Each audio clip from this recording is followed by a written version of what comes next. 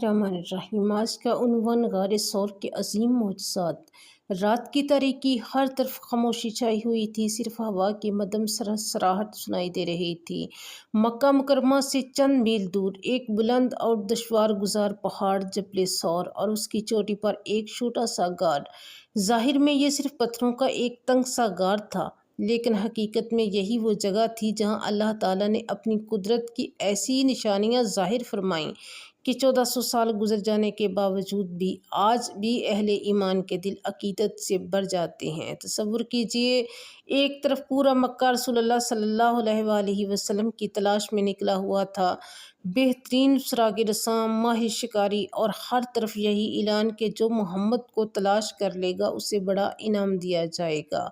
और दूसरी तरफ इसी तारीक गार के अंदर दो अजीम हस्तियां मौजूद थीं, अल्लाह के आखिरी नबी सल्लल्लाहु अलैहि वसल्लम और आप सल्लल्लाहु अलैहि वसल्लम के सबसे वफादार साथी हज़रत अबू बकर सदीक रज़ी अल्लाह अन्हो। लेकिन क्या आप जानते हैं कि इसी गार में ऐसे ईमान अफरोज़ वाक़यात पेश आए जिन्होंने वफादारी, कुर्बानी और अल्लाह पर तवक्कुल और मोहब्बत रसूल की ऐसी मिसालें कायम की जिसकी नज़ीर पूरी तारीख़ी इंसानियत में नहीं मिलती। हम खुद को 1400 साल पीछे ले जाते हैं। रसूलुल्लाह सल्लल्लाहु अलैहि वसल्लम और हज़रत अबू बकर सदीक रज़ी अल्लाह अन्हु तवील सफ़र के बाद जबल सौर के दामन में पहुंच चुके थे। सामने पथरीला रास्ता था, नुकीली चट्टानें और ऊपर एक तंग सा गार। मशहूर रवायत में आता है कि हज़रत अबू बकर सदीक रज़ी अल्लाह अन्हु ने नहायत अदब से अर्ज़ किया, या रसूलुल्लाह सल्लल्लाहु अलैहि वसल्लम, पहले मुझे गार के अंदर जाने दीजिए। अगर वहाँ कोई ख़तरनाक जानवर या नुकसान पहुँचाने वाली चीज़ नज़र आई तो पहले मुझे नुकसान पहुँचाए, आपको कुछ नहीं हो। ये सिर्फ चंद अल्फाज नहीं थे, ये मोहब्बत की वो इंतहा थी जिसमें एक आशिक अपने महबूब की सलामती के लिए अपनी जान भी मामूली समझता है। हज़रत अबू बकर सदीक रज़ी अल्लाह अन्हु फ़ौरन गार के अंदर दाखिल हुए। उन्होंने गार का एक एक कोना गौर से देखा, ज़मीन साफ़ की और बैठने की जगह हमवार की, और जहाँ जहाँ सुराख नज़र आए उन्हें बंद करना शुरू कर दिया ताकि कोई सांप, बिच्छू या जहरीली मखलूक रसूलुल्लाह को तकलीफ़ न पहुँचा सके। जब कपड़ा ख़त्म हो गया तो मशहूर रवायत के मुताबिक एक आखिरी सुराख बाकी रह गया। हज़रत अबू बकर सदीक रज़ी अल्लाह अन्हु ने बग़ैर किसी हिचकिचाहट के अपना पाँव उसी सुराख पर रख दिया ताकि अगर इसमें कोई ख़तरनाक जानवर हो भी तो वो रसूलुल्लाह सल्लल्लाहु अलैहि वसल्लम तक ना पहुँच सके। अब उन्होंने अदब से अर्ज़ किया, या रसूलुल्लाह सल्लल्लाहु अलैहि वसल्लम, अब तशरीफ़ ले आइए।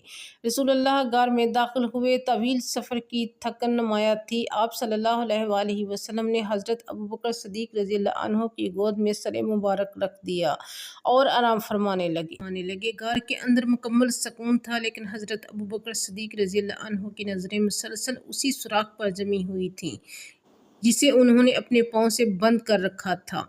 चंद लम्हे गुजरे और फिर अचानक सीरत की मशहूर किताबों में आता है कि एक सांप या जहरीली मखलूक ने हज़रत अबू बकर सदीक के पाँव पर डस लिया।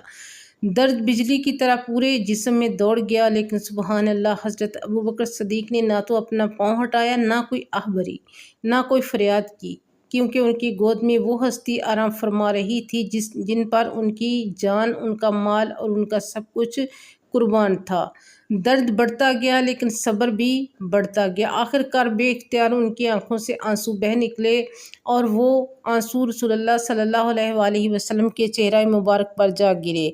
रसूलुल्लाह सल्लल्लाहु अलैहि वसल्लम की आंख मुबारक खुल गई। आप सल्लल्लाहु अलैहि वसल्लम ने नहायत शफ़क़त से फरमाया, अबू बकर, क्या हुआ? हज़रत अबू बकर सदीक रज़ी अल्लाह अन्हु ने अर्ज़ किया, या रसूलुल्लाह, मुझे किसी जहरीली चीज़ ने डस लिया है।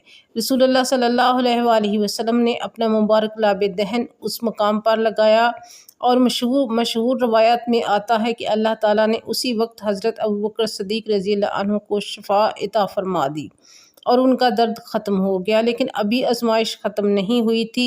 गार के बाहर हालात हर लम्हा ज़्यादा ख़तरनाक होते जा रहे थे। کفار قدموں کے نشانات کا پیچھا کرتے کرتے آخر کار غار ثور کے دہانے تک پہنچ چکے تھے۔ غار کے باہر قدموں کی آوازیں اب پہلے سے کہیں زیادہ قریب آ چکی تھیں۔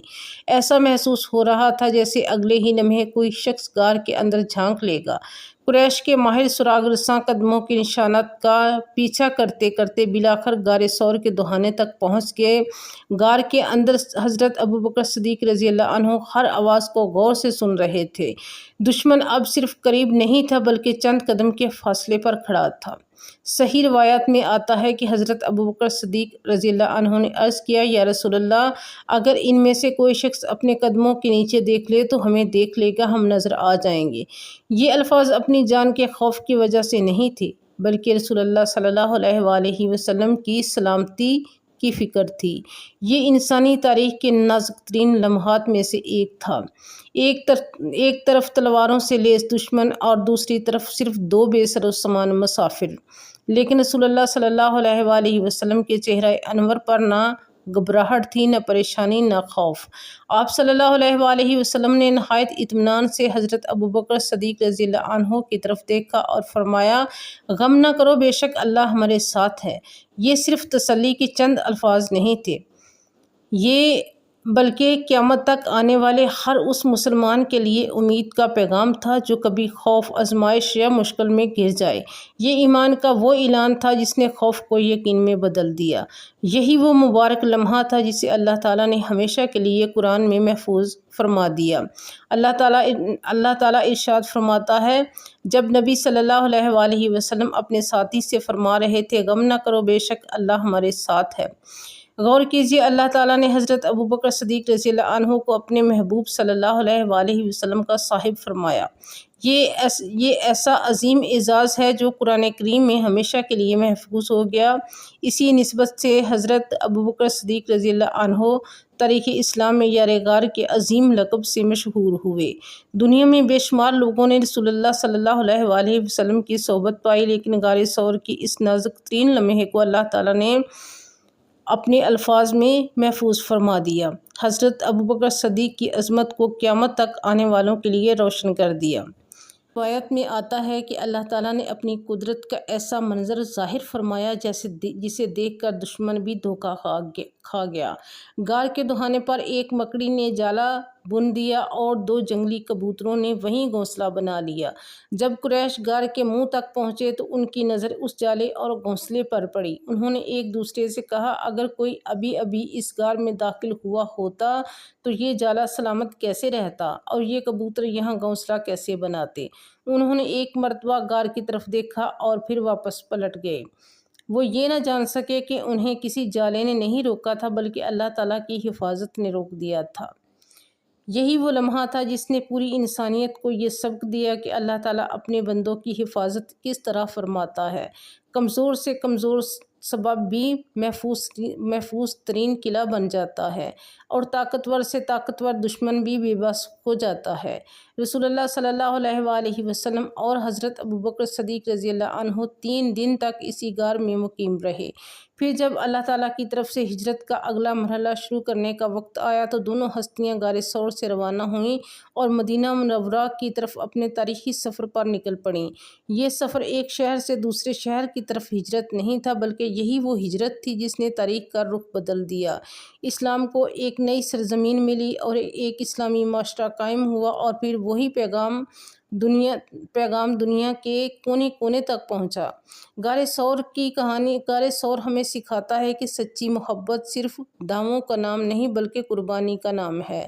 حضرت ابوبکر صدیق رضی اللہ عنہ نے اپنے عمل سے ثابت کر دیا کہ محبت رسول صلی اللہ علیہ وآلہ وسلم میں اپنی جان تک قربان کرنا بھی معمولی بات ہے، اور رسول اللہ صلی اللہ علیہ وآلہ وسلم نے اپنے عمل سے پوری امت کو یہ سبق دیا کہ حالات کتنے ہی سخت کیوں نہ ہوں، اگر اللہ پر کامل بھروسہ ہو تو مایوسی کی کوئی گنجائش نہیں رہتی۔